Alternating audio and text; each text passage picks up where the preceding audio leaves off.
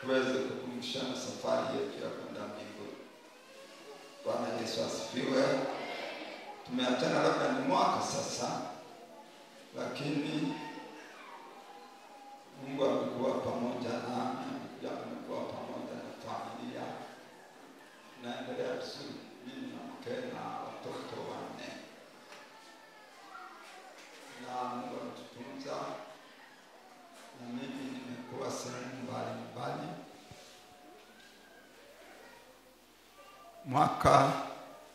Mwaka ulipoanza, wakati namwomba Mungu Januari, nikasema nipeleke. Yesu akanipeleka Tabora.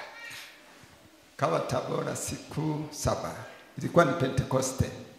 Pentekoste, kanisa la FPC wanakuwa na Pentekoste mwezi wa 6 hivi. Kwa ilikuwa ni wiki ya Pentekoste. Sasa mwezi huu Bwana akanipeleka Bujumbura, Burundi. Nikaenda kwenye kanisa lile, lina washirika zaidi ya 2000. Kanisa kubwa. Watu wanakaa kule juu, wanakaa chini, kanisa mpaka kule kwenye migomba, Africa round. Kanisa kubwa. Nikaenda kushangaa. Warundi wako hivi. Burundi ni nchi maskini. Kati ya nchi maskini duniani, Burundi ni moja wapo. Lakini ukiingia makanisani, hatuwezi kuwafikia sisi. Yani ukienda mambo ya makanisani, makanisa yao, watu 1500, watu 2000, watu 1000. Alafu makanisa yalivyo. Unajua kanisa wao ni alika. Kwaya ina wanakwaya 200. Unaelewa 200? Kwaya ina wanakwaya 200. Wakianza kuimba unajisahau, unafikiri uko mbinguni, kumbe bado uko hapa. Bwana apewe sifa. Yaani umaskini wa Warundi utawaona ukiwa nje huko. Ingia kwenye nyumba ya Mungu. Yaani wale mapato yao yote mpeleka nyumbani. Madhabahu nilihesabu. Madhabahu, yani ikifika usiku, mnaanza ibada saa 10 jioni, mnamaliza saa 2 usiku. Ikifika usiku wanazima taa za huko. Zinabaki zile taa za madhabahuni. Zile taa za madhabahuni ni yale mataa yanazunguka yale. Yana rangi tofauti. Simbali kuyaona kwenye TV. Mnaonaga kwenye TV yetu. Wanazima zote za huko. Yale mataa yale ndio nakuwa mwanga. Sasa mwanga wake mara njano, mara nyekundu, mara kijani, mara nini. Nikahesabu zile taa ziko 17. Sasa kama unajiuliza, hawa wanawezaje kufanya hivi na watu maskini? Yaani nijiuliza maswali sipate majibu. Bora Tanzania tuko hivi. Lakini wamepita kwenye shida sana. Kwa hiyo wako karibu na Mungu sana. Sana. Nikauliza hili kanisa mlitumia muda gani? Wakasema tumetumia miaka 15 kulijenga. Kwa sababu tulikuwa tunajenga tunasimama. Vita ikilipuka tunakimbia tunasambaa. Vita ikiisha tunaporudi tunaendelea. Vita ikilipuka tunasambaa. Vita inapoisha tukirudi tunaendelea. Wakati nimeenda ndio tukalifungua. Wameanza kuabudia muda mrefu, lakini kulifungua rasmi ni ile wenyewe walikuwa na jubilee. Ile kanisa lao lilikuwa natimiza miaka 50. Kwa hiyo wiki ya jubilee ndio waliweka kwamba ndio linafunguliwa rasmi. Kwa hiyo nilienda nikashangaa, lakini nikaona jinsi watu wanavyojitoa kwa ajili ya kazi ya Mungu. Bwana apewe sifa. Yesu asifiwe. Yesu apewe sifa. Naona mmeongezeka. Wakati nilipokuja mkoa wengi hivi. Tujipikie makofi. Wakati nilipokuja hakukuwa hivi.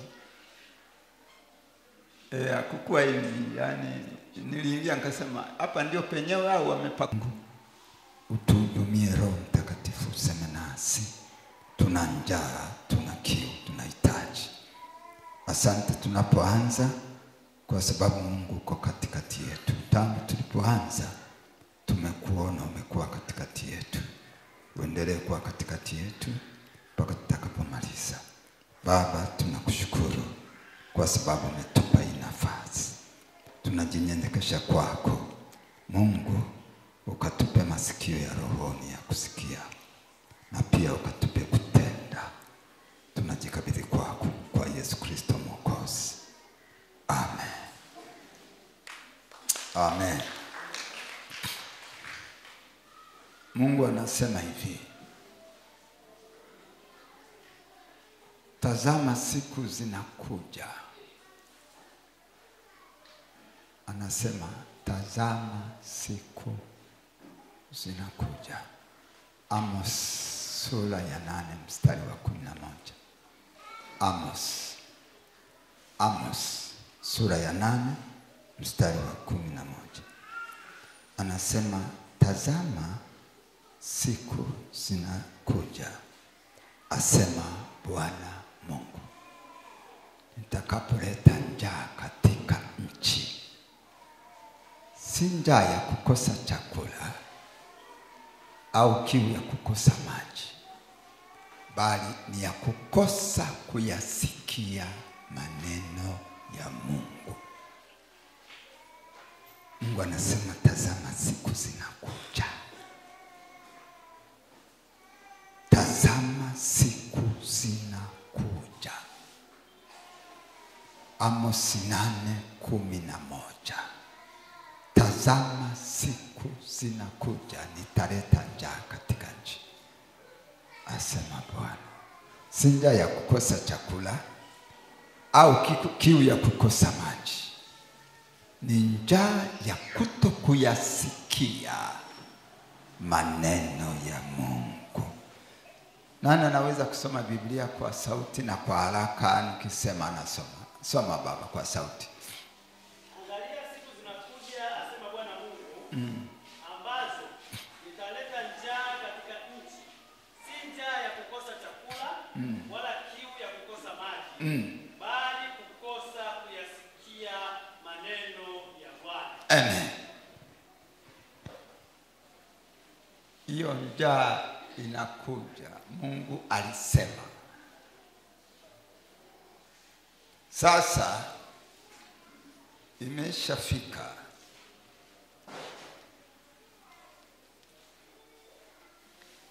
Hiyo njaa Mungu aliyosema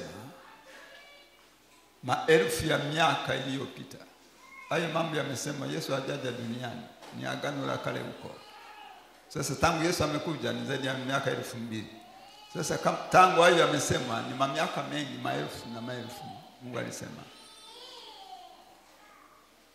Lakini Biblia inasema mbingu na nchi zitapita, lakini maneno yangu hayatapita. Sasa yametufikia haya maneno ya watu kukosa kuyasikia maneno ya Mungu. Mungu alisema maelfu ya miaka. Sasa tumeanza kuyaishi. Leo ukifungua TV unaweza ukaweka hapa mahubiri ukakuta ni mitume na manabii. Ukafungua hapo ukakuta ni mitume na manabii. Ukifungua hapo unakuta ni mitume na manabii. Njaa inakuja. Njaa imefika.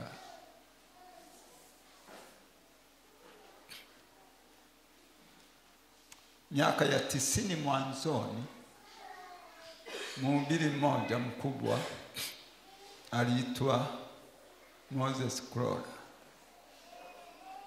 Mwanzoni mwa miaka ya 90 alikuwa anahubiri hivi: kama una pesa Nunua Biblia 3, 4, 5, weka kwenye kabati, ili uje uwape watoto wako, kwa sababu huko mbele Biblia hazitakuwepo. Sasa hivi zinachapishwa Biblia za mashoga, ambazo ni Biblia hizi, lakini maneno, maelfu ya maneno yamenyofolewa na zinasambazwa na watu wananunua kwa sababu hawajui. Huwa najiuliza, hivi Moses Kurora alijuaje?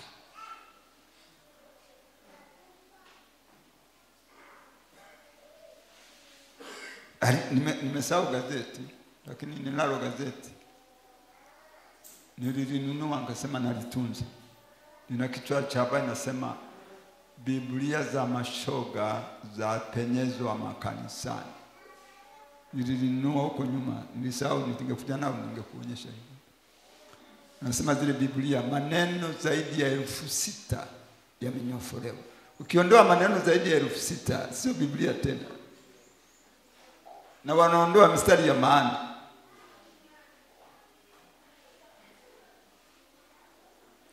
Mungu akasema, angalia siku zinakuja, asema Bwana Mungu, nitaleta njaa. Si njaa ya kukosa chakula, si kiu ya kukosa maji, bali ya kukosa kuyasikia maneno ya Mungu.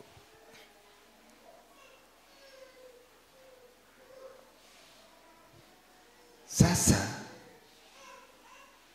watu wa Mungu wameokoka, wako makanisani, lakini hawana Biblia.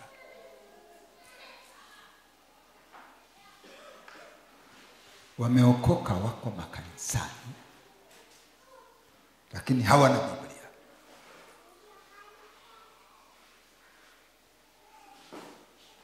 Na walio na Biblia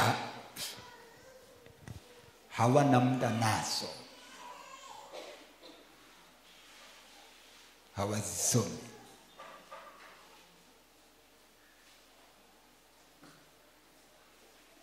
Wengine hawana Biblia, wameokoka, wamo makanisani, na Biblia zinaanza kutoweka, yanakuja magarasha. Jinsi unavyoona nguvu inayotumika kidunia, inayolazimisha ushoga, inayolazimisha nchi ziwe na ushoga, ni nguvu hiyo inayotumika kuyeyusha, kumaliza neno la Mungu lisiwemo duniani. Alafu watu wameokoka, wamo makanisani, hawana Biblia.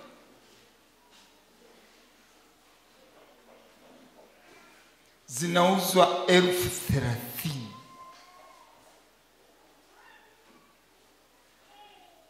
Mtu yeyote akimaanisha Biblia atainunua, hata kama unaweka 1,000, 2,000, 1,000.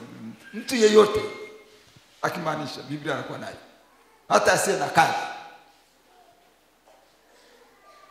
Kwa sababu sio kwamba kila wiki unanunua Biblia, unanunua mara moja.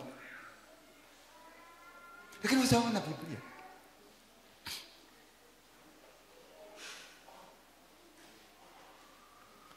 Mtume Paulo akaandika hivi, Matendo ya Mtume sura ya 20 mstari wa 32.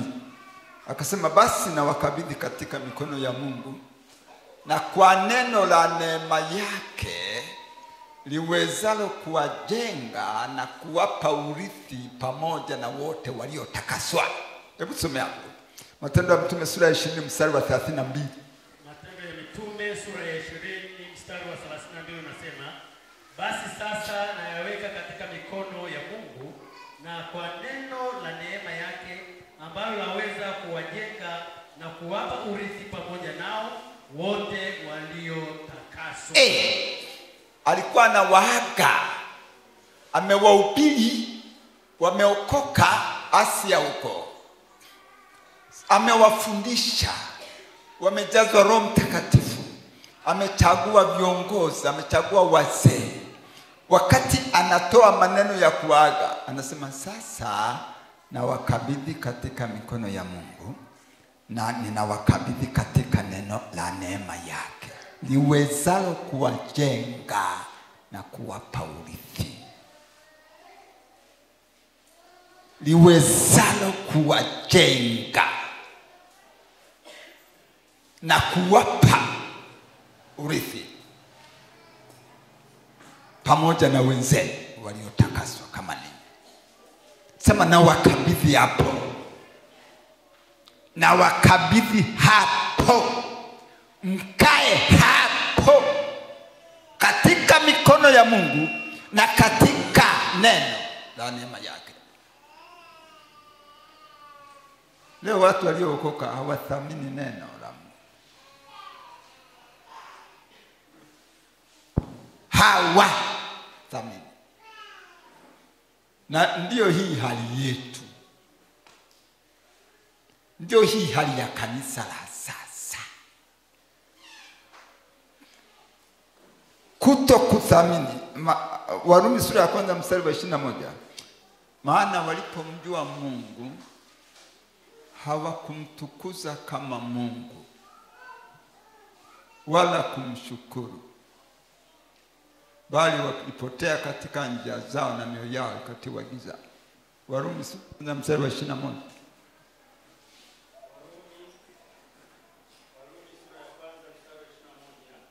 Nao nasema hivi, kwa sababu walipomjua Mungu hawakumtukuza kama ndiye Mungu wala kumshukuru, bali walipotea katika uzushi wao na mioyo yao yenye ujinga ikatiwa giza. Unajua maana yake? Maana yake ni kanisa linapoacha kukaa kwenye neno, likakaa kwenye vitu vingine, linapotelea huko. Na ndivyo vilivyotupoteza kanisa, kupuuza kukaa. Mitume walisema hivi, Matendo ya Mitume sura ya 6 mstari wa 4, bali sisi tutadumu katika kuomba na kulihudumia lile neno. Matendo ya Mitume sura ya 6 mstari wa 4, soma.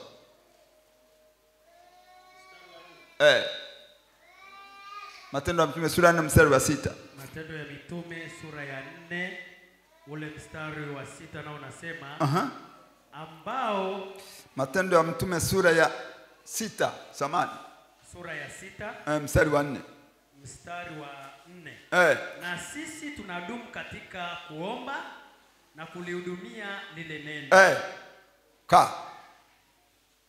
Mitume walikaa katika mambo mangapi? Mawili. Waanzilishi wa imani hii,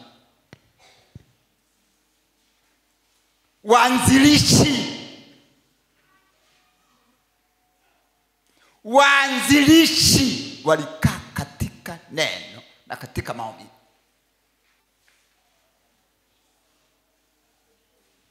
Na ndio maana ukiliona kanisa la kitabu cha Matendo ya Mitume, ukilipima na kanisa la kwetu la leo, unalia machozi kila kukicha.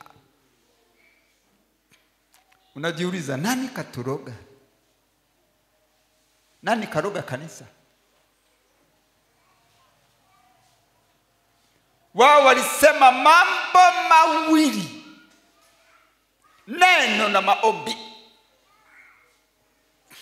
Ndio kanisa la leo. Tuna makorongolongo mengi, mambombombo mengi, mambo mengi. Shetani, sikiliza, shetani anaogopa neno la Mungu, anaogopa maombi, vitu hivi. Basi akikutoa hapo, amekuweza tu, hata ukifanyaje. Akikutoa hapo, amekuweza. huwezi kumweza.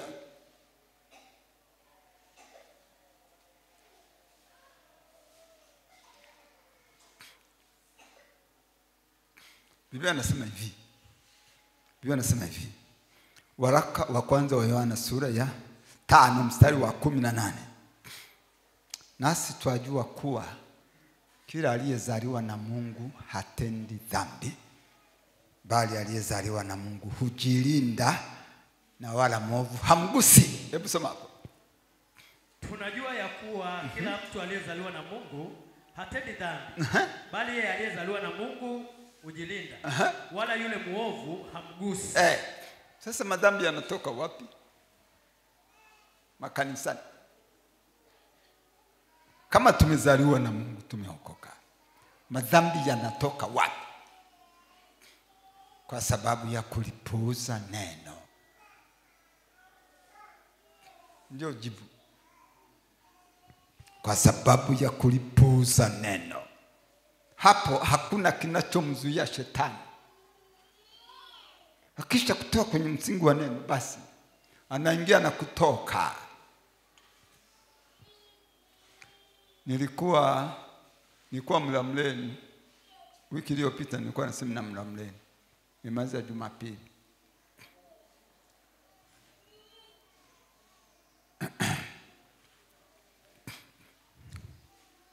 Roho aliposhuka, Jumapili tulikuwa na ibada ya ujazo wa Roho Mtakatifu. Roho aliposhuka, nilikuwa nimewaambia kwamba kanisani vipawa vipo lakini vimelala. Na vimelala kwa sababu ya kukosa tu mambo mawili. Kukosa kumpa nafasi Roho Mtakatifu na kukosa neno. Maana neno la Mungu ni taa, linamulika. Bwana apewe sifa. Sasa Roho Mtakatifu akashuka. Yule mama ile huduma, nafikiri ile karama alikuwa nayo, lakini ilikuwa imelala. Sasa ikatifuliwa.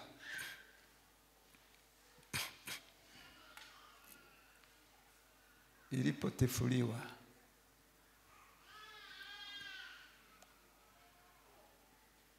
kesho yake asubuhi Jumatatu,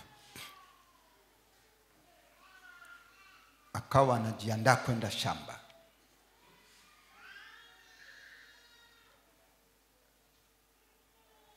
Akasikia Roho anamwambia, akasema, nataka kutuma Kariakoo, usiende shamba.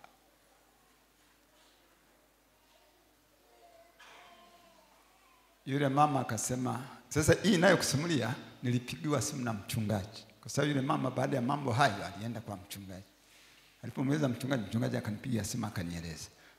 Aliyonieleza sasa ndio nakusimulia. Kwa sababu yalinishangaza. Yule mama akasema, sina nauli, lakini ile sauti ikasema, nenda chumbani, fungua daftari, utakuta hela.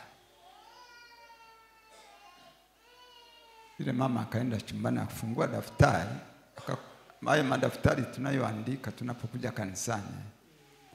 Akafungua akakuta hela. Basi kaenda akapanda basi akaenda Kariakoo. Alipoteremka akaambia, nenda mtaa wa Kongo. Mama akaenda mtaa wa Kongo, akasema, unamwona yule babu yule? Nenda yule, kamwambia habari zangu. Yule mama akaenda kwa yule baba. Anasema ana ndevu. Akasema, baba, nimetumwa kwako. Nimetumwa kwangu? Nimetumwa kwangu na nani? Nimetumwa kwako na Yesu. Yesu anakutumaje kwangu wakati mimi ni Muislamu? Yule mama akasema, Yesu aliwafia watu wote, anawapenda watu wote, hata Waislamu. Amenituma kwako. Yule baba akasema, yaani wananiambia mambo hayo wakati hapa nina njaa, chai yenyewe sijanywa. Yule mama akatoa hela, akampa, nenda kanywa chai na kusubiri.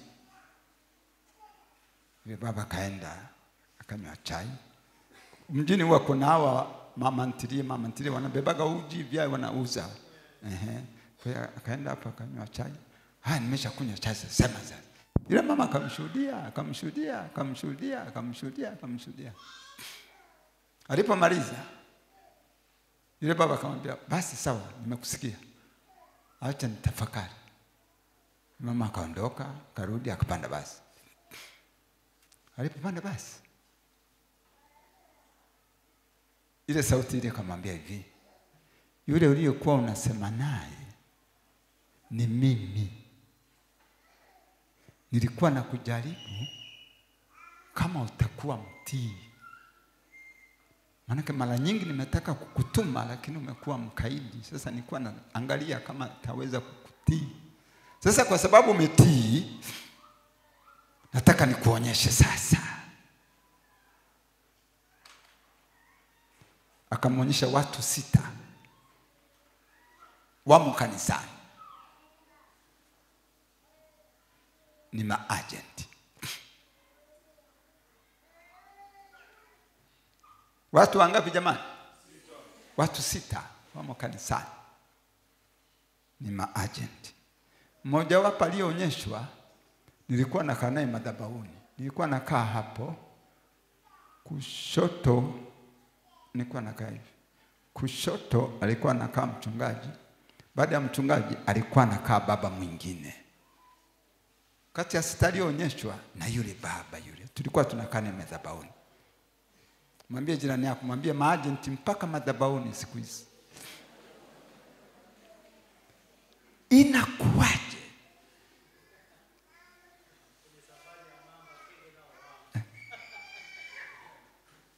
Inakuwaje?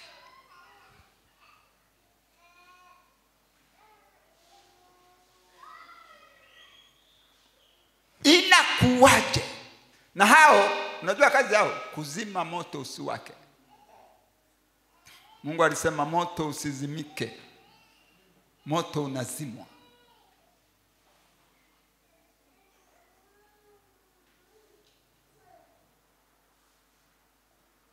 Kwa nini? Neno hamna, maombi hamna, Roho hana nafasi, Roho Mtakatifu hana nafasi. Wakati Yesu alisema nami nitawapa msaidizi, leo msaidizi hana nafasi kwenye kanisa lake. Na mengine maagenti yapo hapa yananisikiliza, yanaumia, yananisagia meno. Amina ya kanyaga. Bwana apewe sifa. Kitu gani nataka kusema? Huu ni wakati wa kuwa karibu sana na neno la Mungu. Neno la Mungu ni taa na mwanga. Neno la Mungu ndio taa. Shetani anaogopa kanisa lililojaa neno tu. Haogopi kitu kingine. Alafu mchungaji akaniambia, mwingine aliyemtaja ni mama. Yuko praise team, yuko katibu sijui wa nini, yuko sijui kwenye leo ni katibu wa nini. Unajua maagenti wanajuaga kuingia kwenye vyeo.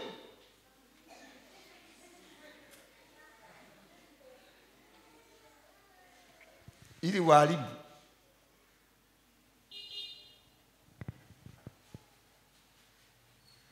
Paka yawepo macho.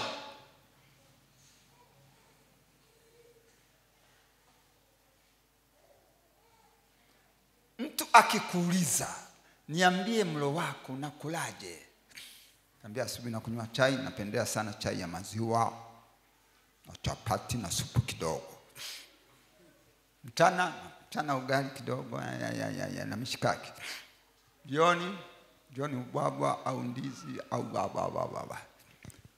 Lakini mgeuzie upande wa pili, mwambie nipe menu yako ya kiroho. Atainama. Unatumia muda gani kusoma neno la Mungu kwa siku? Si umeokoka?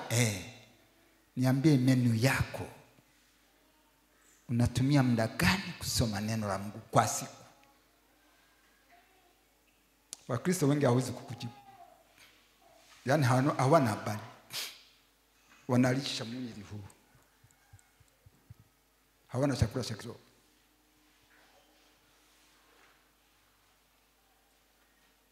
Na hiyo ndio shida ya kanisa. Biblia inasema hivi, na lolote tuombalo, waraka wa kwanza wa Yohana sura ya 3 mstari wa 22, na lolote tuliombalo twalipokea kwa sababu twazishika amri zake na kutenda yapendezayo machoni pake. Soma hapo. Anasema na lolote tuombalo tunalipokea kwake kwa kuwa tunazishika amri zake na kuyatenda yapendezayo machoni pake. Anasema na lolote tuombalo tunalipokea.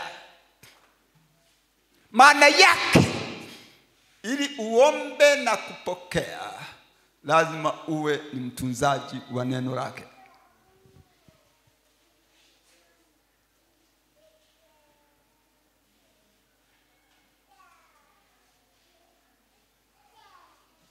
Tuna maombi ya kubahatisha kwa sababu sisi tunapuuza neno lake. Haikuwa hivyo tangu mwanzo. Mitume walikuwa wakiomba inafanyika. Wakiomba inafanyika. Wakiomba majibu yanashuka. Walipowekwa jela Paulo anasema walipoomba mlango pa. Walipomweka Petro jela, walipoomba Petro kabla hajamaliza kuomba pesa anagonga. Haya maombi hayapo, huwezi kuyapata. Kwa sababu tumekuwa Waswahili. Uswahili ni ubabaishaji. Mungu hawezi kusema hivi. Fungua Yohana 15 mstari wa 7. Yohana sura ya 15 mstari wa 7. Yohana Injili sura ya 15 mstari wa 7. Ninyi mkikaa ndani yangu na maneno yangu yakakaa ndani yenu, ombeni. Mnaona formula ya kuomba. Soma Yohana 15:7. Anasema ninyi mkikaa ndani yangu na maneno yangu yakikaa ndani yenu, ombeni lolote mtakalo nanyi mtatendewa. Ndivyo alivyosema Yesu. Wewe unamfuata nani? Unamfuata nani? Yesu alisema hivyo. Sasa unamfuata nani? Unaomba wakati hausomi Biblia. Sasa unafuata nani? Mwenyewe alisema tukae ndani yake na maneno yake yakae ndani yetu. Hayawezi kukaa mpaka uwe ni msomaji mara kwa mara wa Biblia. Ni lazima. Nje ya hapo tunakuwa watu wa dini kama watu wengine.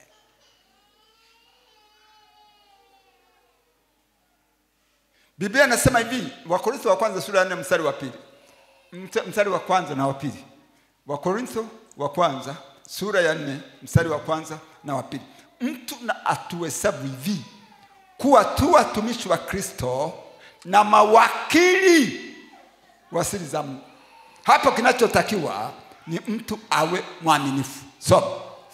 Na unasema mtu na tuhesabu hivi kuwa tu watumishi wa Kristo na mawakili wa siri za Mungu. Hapo tena inayohitajiwa katika mawakili ndio mtu aonekane kuwa mwaminifu. Unaona? Yaani Mungu anatuhesabu kwamba sisi ni mawakili wa siri za Mungu. Siri za Mungu ni hilo neno lake, Biblia. Sasa Biblia inatuita sisi mawakili. Sasa ukisikia mtu ni wakili, ni mtu anayejua sana sheria. Biblia inaposema sisi ni mawakili wa siri za Mungu, maana Mungu anategemea tunalijua sana neno lake, ili tueleze ulimwengu. Sasa Mungu anawaona ni mawakili wa siri zake, hawanunui Biblia, walionazo hawasomi. ibada kuja kusikiliza neno la Mungu. Jumatano hawaji. Basi ni vurugu mechi makanisani. Mambo hayo wapendwa, mpaka lini? Maneno ya Mungu anawapa wahusia. Sura ya 4 mstari wa 40. Basi zishikeni sheria zake. Anasema basi zishikeni sheria zake na amri zake ninazo kuamuru leo, upate kufanikiwa wewe na watoto wako baada yako, na siku zako ziwe nyingi katika nchi akupayo Bwana Mungu wako milele. Sema ushike amri zake, ushike sheria yake. Anawaambia washike neno la Mungu ili waweze kufanikiwa. Unajua leo tukisema tuliokoka tumefanikiwa, wangefufuka mitume wangetucheka. Wangetucheka. Wangesema tuonyeshe miujiza yenu na sisi tutawaonyesha miujiza yetu. Tungeinamisha uso. Sema mmefanikiwa nini? Onyesha miujiza yenu na sisi tuwaonyeshe miujiza yetu. Kwenye kitabu cha Matendo ya Mitume. Sema mmefanikiwa nini? Mko hoi bin tabani, nyinyi mnasema mmefanikiwa nini? Sisi tunajidanganya tu. Tunajidanganya tu. Sisi tumefanikiwa wapi? Wao walikuwa wanahubiri siku moja wanaokoka watu wangapi? Wanaokoka watu wangapi? 5,000, 3,000 siku hii moja. Hawakuwa na hii. Hawakuwa na speaker. Hawakuwa na nyaraka, hawakuwa na agano jipya. Sisi tuna nyaraka, tuna kitabu cha mtume, tuna agano jipya, tuna kila kitu. Lakini mambo mazito. Tunajikongoja. Huwezi kuona shida, lakini ukiamua kusoma Biblia ndio utaanza kuona shida. Unaweza kuona mambo yako sawa. Ukiamua kukaa katika neno. Yesu akasema hivi. Akawaambia wale Wayahudi waliomwamini. Yohana sura ya 8 mstari wa 31-32. Yesu akawaambia wale Wayahudi waliomwamini, ninyi mkikaa katika neno langu mmekuwa wanafunzi wangu kweli kweli. Na tena mtaifahamu kweli, na hiyo kweli itawaweka huru. Hebu soma hapo baba. Basi Yesu akawaambia wale Wayahudi waliomwamini, ninyi mkikaa katika neno langu mmekuwa wanafunzi wangu kweli kweli. Tena mtaifahamu kweli, na nayo hiyo kweli itawaweka huru. Leo watu wameokoka lakini hawako huru. Nilikuwa na kanisa moja nikafanya semina. Nilipomaliza nilikuwa naishi pale kanisani. Kuna nyumba kama hivi. Kwa hiyo nilikuwa naishi hapa. Siku moja tumaliza ibada, sio ilikuwa Ijumaa ile. Tulianza Jumapili kama leo. Sasa Ijumaa ile nikasikia secretary wa mchungaji anasema kuna mtu anataka kukuona. Nikasema wa kike wa kiume? Akasema wa kiume. Akasema mwambie aingie. Ile kijana kaingia mdogo. Kadogo. Sasa sisi tunataka utuombee, tumetenda dhambi. Yaani kale kabunani kadogo. Alafu kamefanya dhambi na kasichana kanasoma. Alafu wametoa mimba. Yesu akasema na nyinyi mtaifahamu kweli, na hiyo kweli itawaweka huru. Leo makanisa ya Kipentekoste watoto wametoa mimba. Kwa nini? Hatujawekwa huru. Dhambi bado zinatukamata.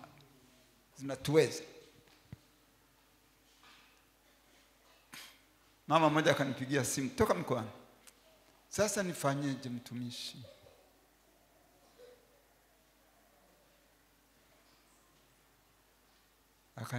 Nikamwambia kwani shida gani? Akasema mume wangu anatembea na mama fulani. Wote wako hapa kanisani. Wa Pentecost. Waliokoka. Asema mtumishi, nifanyeje?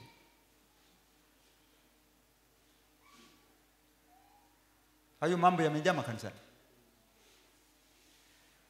Yesu akasema nanyi mtaifahamu kweli, na hiyo kweli taweka huru. Leo watu wameokoka hawako huru. Hayo mambo ninayosema yako kila mahali. Yako kila kona. Mitume hayakuwepo. Hatuyasoma kwenye kitabu cha mitume. Hayakuwepo. Walikuwa wamekuwa huru. Yaani yule baba mwenyewe hajawekwa huru. Yule mama mwenyewe hajawekwa huru. Hii nini? Na mama mmoja asikia sana. Ningeenda kanisa moja, mama mchungaji akaniambia ongea swala la ndoa, fundisha swala la ndoa. Mchungaji, kanisani kumeharibika. Alafu akanichangaza akaniambia unaona huyu binti ametoka hapa, yule anakaa nyumba ile, ni hawara wa mchungaji. Mama mchungaji ananiambia. Unaona kanisa lilivyo? Alafu sisi tupo tu tunacheza.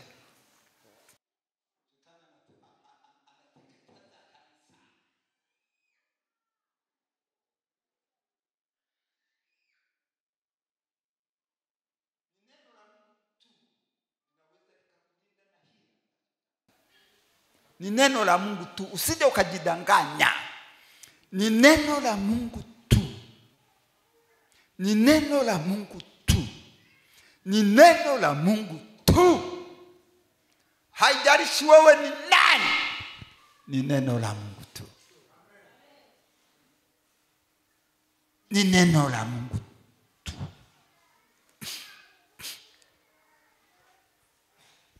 Toka mahali ulipo.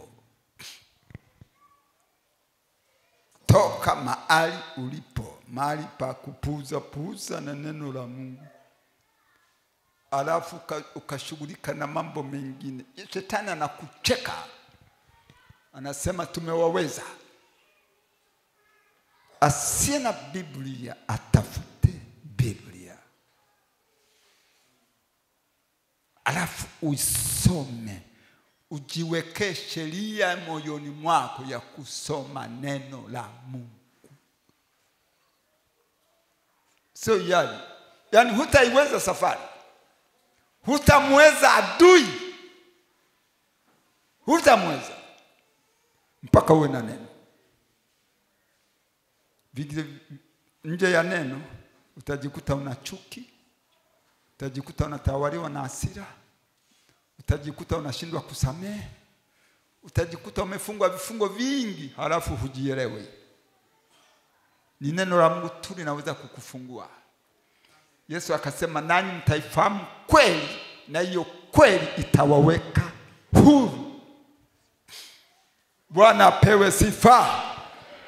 Lazima ukae mahali ambako nikikuuliza nipe ratiba yako ya kusoma neno la Mungu, uwe na uwezo wa kuniambia siku hizi nasoma neno la Mungu masaa 2, masaa 3, yaani uwe na jibu.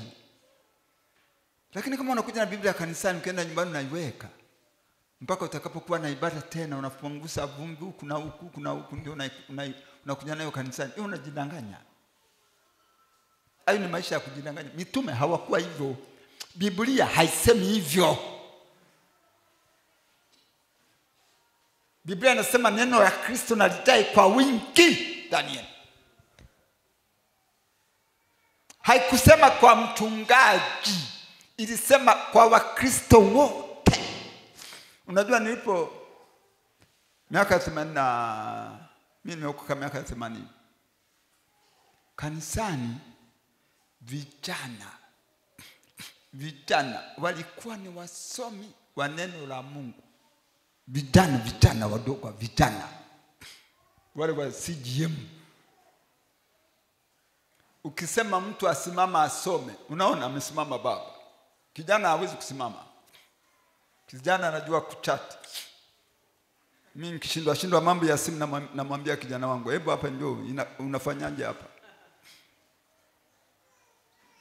Lakini miaka ile ilikuwa ukisema mtu wa kusoma, wanasimama vijana 5, wanasimama vijana 6 kwa mara moja. Yaani kila mtu anataka kusoma. Leo kusema kusoma vijana lazima wainame chini.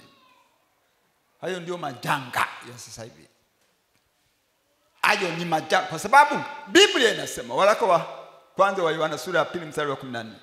Nimewaandikia ninyi akina baba kwa sababu mnamjua aliye tangu mwanzo. Nimeandikia ninyi vijana kwa sababu mna nguvu na neno la Mungu linakaa ndani yenu, nanyi mmemshinda yule mwovu. Hebu sema hilo andiko. Wa Yohana sura ya 2 mstari wa 14.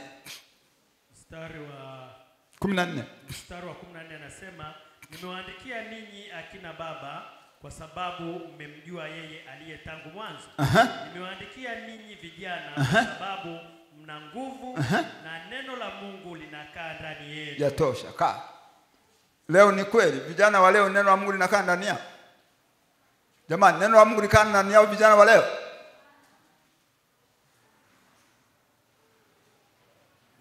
Unaona tuko kinyume na Biblia inavyosema. Tuko kinyume na Biblia. Mungu anasema nyinyi vijana mna nguvu na neno la Mungu linakaa ndani yenu. Leo ukiangalia amna.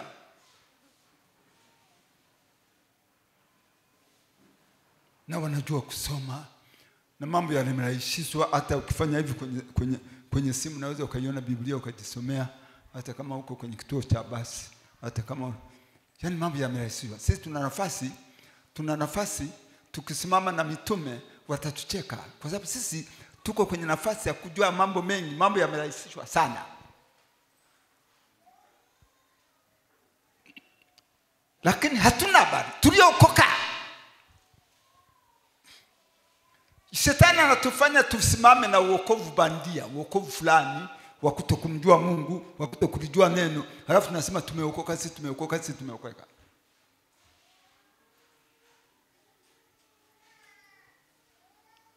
Yaani shetani, sikiliza. Ukienda kununua spare au wenye magari au wenye pikipiki, wanakuambia kuna original ni bei fulani na kuna spare fake bei fulani. Na shetani na yeye yuko hivyo. Anajua kabisa kuna wokovu original. Anatutoa, anatupeleka kwenye wokovu fake. Alafu tunasimama na wokovu fake. Alafu tunasema tuko sawa, tumefanikiwa, yeye kelele nyingi. Alafu ninatucheka. Wachawi wanakuja wanakaa. Zamani akija mchawi wanaanguka mlangoni. Na walikuwa wanaambiana hakuna kwenda kwenye makanisa ya walokole zamani. Miaka ya 80 mpaka 90 mwanzoni. Siku hizi yamejaa machawi mpaka yana vyeo makanisani.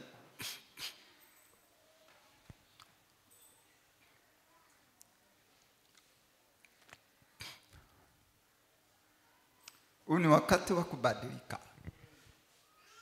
Bwana apewe sifa. Lazima tufanane na Biblia. Lazima tujipime kwenye neno la Mungu. Usijipime kwenye kanisa fulani. Yule ameshapotea kama wewe. Sasa unajipima kwake, utafika wapi sasa? Jipime kwenye Biblia. Jipime kwa mitume. Utaiona unapwaya. Ndio utakuwa na bidii. Utaamka mpaka usiku, utaamka kusoma Biblia. Utaamka usiku kumlilia Mungu. Lakini ukijipima na makanisa mengine, yani sisi tuko juu. Kelele nyingi. Mwambie jirani yako, mwambie kelele nyingi siku hizi. Na shetani anapenda turidhike. Anasema muwafanye waridhike walivyo, wajione wako sawa. Hilo ni lisira lake. Lakini ukikaa ukasema kwa kweli nilipo sio penyewe, nataka hapa. Hiyo ndio hatua. Bwana apewe sifa. Mwambie hii hatua nilionayo hapana. Nataka kama Stefano. Unajua Stefano? Sikiza nikwambie kitu. Unajua Stefano, walipiga mawe, wakapiga. Ile anataka kukata roho.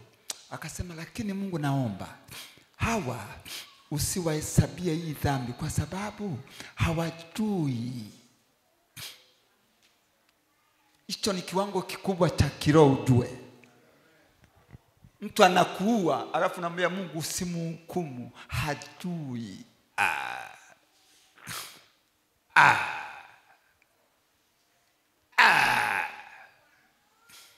Hapo ndipo napatamani.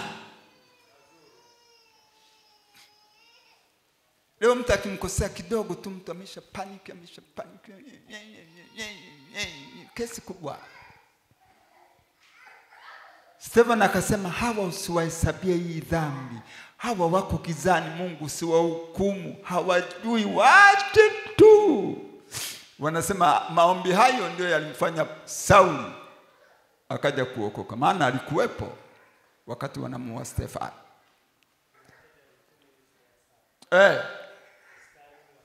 Akapiga magoti akalia kwa sauti kuu. Bwana usiwahesabie dhambi hii. Akiisha kusema haya, akalala. Tukifika hapa huwezi kusikia mgogoro wote kanisani. Migogoro ipo kwa sababu hakuna kusameheana.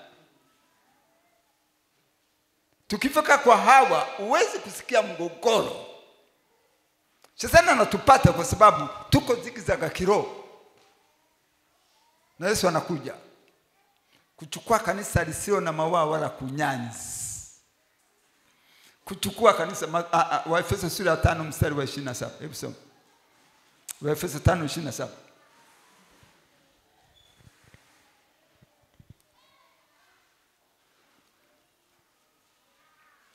Waefeso baada ya Wagalatia. Mstari wa 27. Apate kujiletea kanisa tukufu, lisilo na dosari, wala kunyanzi, wala lolote kama lisilo. Anasema apate kujiletea kanisa tukufu, lisilo na dosari, wala kunyanzi, wala lolote kama hayo, bali liwe takatifu, lisilo na mawaa. Huyo ndio Mkristo anakuja kunyakuliwa. Mwenye vigezo hivyo. Hilo ndio kanisa nakuja kunyakuliwa. Akirudi leo, akirudi sasa, ni majanga. Kila mtu ajitengeneze. Kila mtu akae katika neno. Kila mtu aliwe msomaji wa Biblia. Kila mtu akae kama neno la Mungu linavyosema. Kila mtu achukue hatua. Tusikae kwa kujidanganya. Yesu akasema waitao ni wengi, lakini wateule ni wachache. Aliliangania kanisa la siku za mwisho.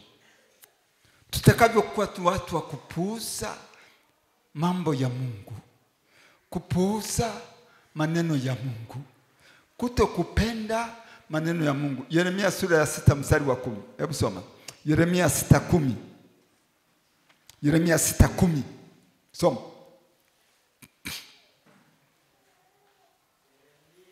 Sura ya 6 mstari wa 10. Yeremia 6 mstari wa 10. Nao unasema, niseme na nani na kushuhudia wapate kusikia? Tazama sikio lao halikutahiriwa, wala hawakuweza kusikiza. Tazama neno la Bwana limekuwa matukano kwao. Hawalifurahi. Yatosha. Hawalifurahi. Sema neno la Bwana limekuwa matukano kwao. Hawalifurahi. Kwa nini mtu aje Jumatano kusikiliza neno la Mungu? Halifurahi. Kwa nini mtu hawai Sunday school? Halifurahi neno la Mungu. Ndio maana yake. Hayo ni majanga. Wakisema mpira unachezwa saa 10, watu wanaenda uwanjani saa 6.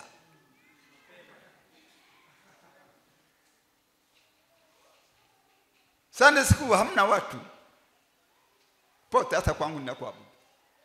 Mchungaji anapiga kelele kila siku. Hizi ni nyakati ambazo Bwana alisema nitaleta njaa ya kutokulisikia. Njaa imeanguka kwa watu. Huu ni wakati wa Mkristo kubadilika. Ni kuachana na mambo ya kawaida. Lazima utie bidii, lazima utie nguvu, lazima kumpenda Mungu. Marko sura ya 12 mstari wa 24. Soma. Marko 12:24. Marko 12:24.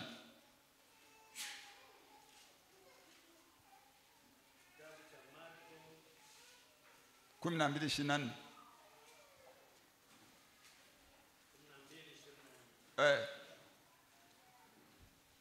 Na unasema hata na wote 7.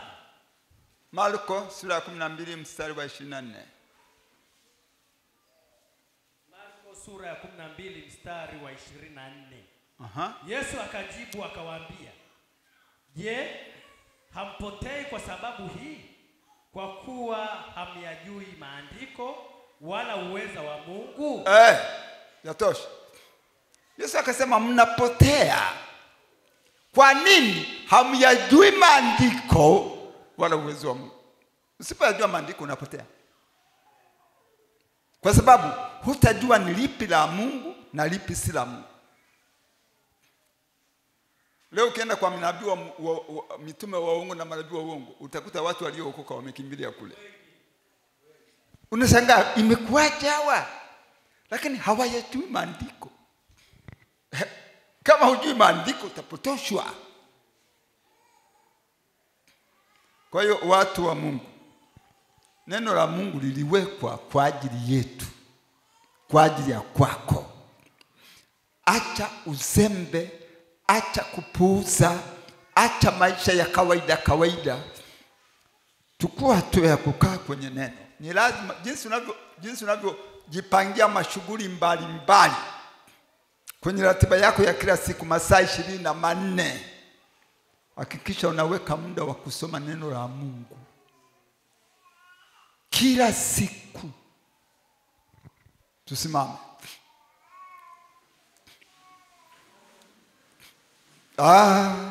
Astahiliye apana kutamka habari, lakini waweza kutufanya tayari. Neno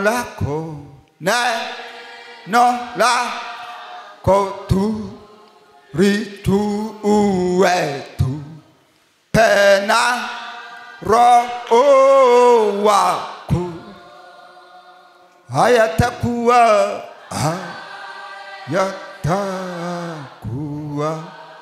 ya bure ya maneno. Kila mtu aombe, mwambie Mungu akusaidie tu. Mwambie Mungu nipe njaa ya kupenda neno, nipe kiu ya kusoma neno. Mwambie Mungu nipe njaa. Tuombe. Baba mwema, nimeyasema haya maneno kwa watu wako. Asante kwa kila uliyemleta na amesikia maneno haya. Ukamsaidie kila mmoja kujielewa na kutambua umuhimu wa maneno yako mazuri. Mungu, tuponye na roho ya kupuuza, tuponye na roho ya kutokujali.